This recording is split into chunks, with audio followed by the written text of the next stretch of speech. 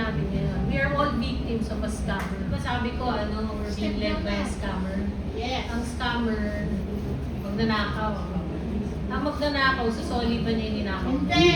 Kasi hindi nga Ang aamin. magnanakaw ba, aamin na Hindi nagnakaw? rin.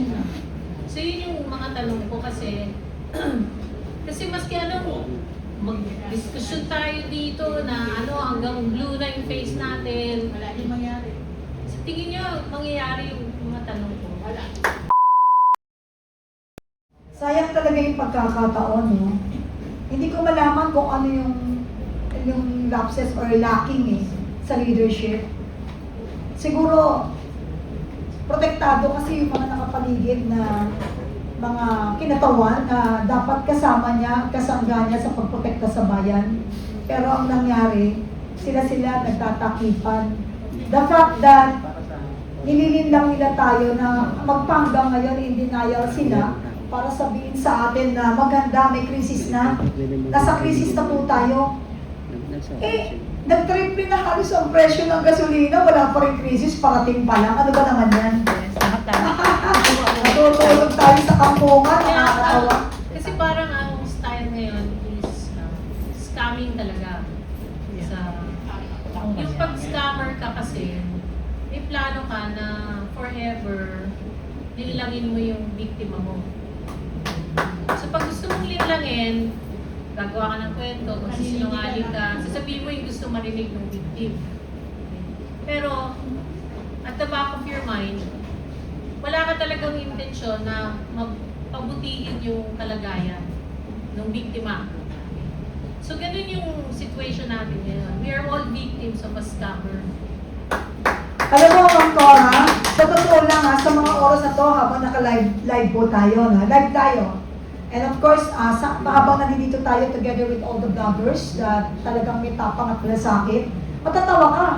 Naka-live din ang isang bahay ng gobyerno na they are just focusing instead of focusing sa krisis na kinakaharap ng ating bansa, nakafocus pa rin po sila sa impeachment issue. Yes. That's true. Diba? Kaya, Is that ano yan? Bakit yung pa rin na nangyayari? Ano ba talaga? So nakikita natin talaga yung tunay na agenda nila. It's not to support, help, and be prepared.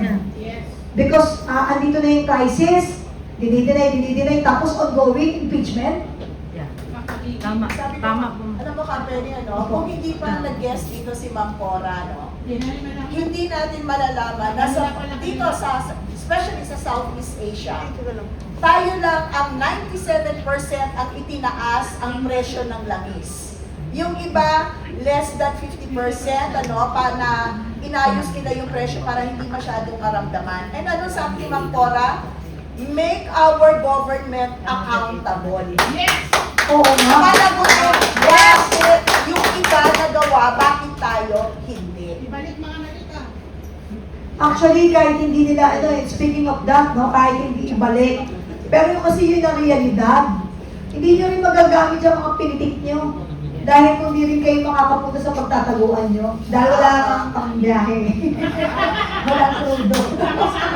Pwede si Ma'am muna tapos si Sir. Nauna Si Ma'am? Oo, si Good Ma'am. morning po, Ma'am Cora. Tayo po kayo, Ma'am, para makita namin ang iyong kaganda. Yes, sabay ganun. Ayan po, yung camera. Ma'am Cora, good morning po. Ang Dito kayo, tatapat yung mga. katanungan ko lang po is, sa panahon po ngayon na napakabigat po ng suliranin ng ating bansa. Sa tingin niyo po ba, kaya po ba nila itong gawa ng paraan, isusustain, pagkatapos po ng napakalaking korupsyon na nangyari sa ating bansa? Saan po sila huhugot ng pundo para isustain po itong problemang ito? Nasa sa totoo lang, ang dami ng pera ng departamento ng gobyerno na kinuha nila. Saan sila huhugot? Wala namang papautang sa atin. Then alam ng ibang bansa na kung mapapautang sila, mapupunta lang sa iilan. At alam nila kung saan pumunta yung pera. Sa tingin niyo po ba, kaya sila nagbingi-bingihan, nagbulag-bulagan sa problemang ito dahil wala talaga silang gawing solusyon dahil saan sila huhugot ng pundo? Okay. Tanong ko lang, ma'am, sa tingin niyo po may solusyon pa po silang magagawa? Salamat po, Ma'am Cora. Di ba sabi ko, we're being led by a scammer? Yes. Ang scammer, magnanakaw. Ang magnanakaw, susoli ba niya yung ninakaw? Hindi. Kasi hindi nga Ang aamin. magnanakaw ba, aamin na nag-aamin. So yun yung mga tanong ko kasi kasi maski mag-discussion tayo dito na hanggang blue na yung face natin. Wala din mangyari. Sa tingin nyo, mangyayari yung mga tanong ko? Wala. Wala malaki. Balik na rin natin yung tanong, ma'am. Kanina tinanong nyo, ma'am, kung masusolusyonan pa ba ang problema. Ito tanong din. Diba? Ang tanong ko sa sambayan ng Pilipino, kasama po na lahat ng ating mga vloggers, we will include, of course, our beloved guest panelist today, Ma'am Cora. Ang tanong ko, di ba actually yung sagot sa tanong ninyo at tanong ko ngayon, nasagot na kanina sa pamamagitan ng dalawang salita lang sa ating guest. That is the only solution to our problems and issues. Step down. Ma'am, you can repeat the answer? Okay, para baka hindi nila narito. Yeah, the hard, ano yun? One hard decision that government. Hard decision is yung step. Magandang umaga. Maraming salamat, Ma'am Penny. Maraming salamat, Ma'am Cora. Maraming salamat, Atty. Acto.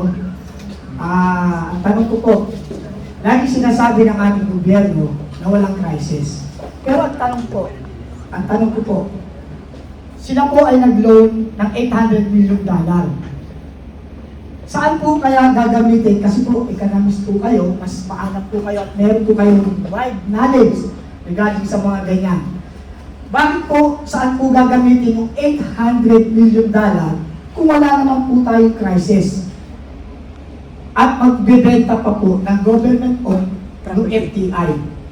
Ang tanong ko po, yun po, saan po gagamitin kaya ang $800 million na inutang nila sa World Bank ng bangag na administrasyon? Magpuno nga po ng deficit, di ba? Kasi may deficit sila. So, dapat pupunta sa budget yan. Ngayon, yung budget may 92 billion ba na unprogrammed pa rin. Diba? So, hindi pa rin natin alam kung saan pupunta yung pera. So, yung unprogrammed, sabi nila sa mga farm-to-market roads, whatever, sa mga pero madaling itago yun eh. Napakadaling itago. Kaya nga hanggang ngayon, yung 1.45 trillion, walang accountability, lalo pa yung ngayon, di ba? So, ewan ko bakit nagpautang ang World Bank. Kaya Hindi ko po, alam kung aasa sila na mababayaran. Sa bagay, tayo naman, we have never defaulted on our loans sa international. Kaya nga nagkaroon tayo ng IMF program eh. 20 years bago natin nabayaran yung mga utang na yun. Maghihintay pa ba tayo na another 20 years na babayaran yung mga utang ngayon. So, utang tayo ng utang. Kaya nagkakaroon tayo ng kultura ng utang na hindi nagbabayad eh, di ba? Maraming Pilipino ganun eh, mahilig umutang. Naging kultura na. So, let's stop that vicious cycle na pang-utang. Kaya. Ang Davao, wala nang utang. Diba? kaya dapat po talaga, ma'am, step down Yun. ang Pangulong Bangag. Ayan, kapuluhan ng araw na ito dahil po sa mga informasyon na ating pong narinig, fresh from the, alam mo na, ekonomista ng ating bansa, napakagaling. At dapat talagang malaman ko ng mga manunood natin at mga taong bayan kasi hindi yung nakikinig lang tayo, trending to, pakinggan natin, pero hindi natin nauunawa na naintindihan. Alam mo, full geared si Ma'am Cora and I want to salute you for that. Alam mo, dumating siya dito, we did not request na magkaroon ng ganyang, ano tawag doon? Handa siya sa, meron siya sa PowerPoint para madali niyang manatag sa tao, no? And in fact, siya nagsabing iharap sa inyo. And alam mo, sa totoo lang, hindi lang resibo ang dala-dala niya. Kasi, ang taong nagsasalita, iba, kahit napansin mo, napaka soft-spoken. But, our eyes, our ears is wide open because credibility-wise, alam natin, ang source natin is credible. Hindi yung biglang dadating dyan na mahaba ang mukha kung sasalita na Akala mo kung sinong credible na tao na magpapayag at maghahamon na lamang ng mga balitaktakan na kaya niya, pero hindi mo makita sa gawa. Walk the talk. Ha? Kasama nagsisinungaling. Mahaba yan. Lalo mahaba ang muso, mapeni. Kasi siya maganda yung niya.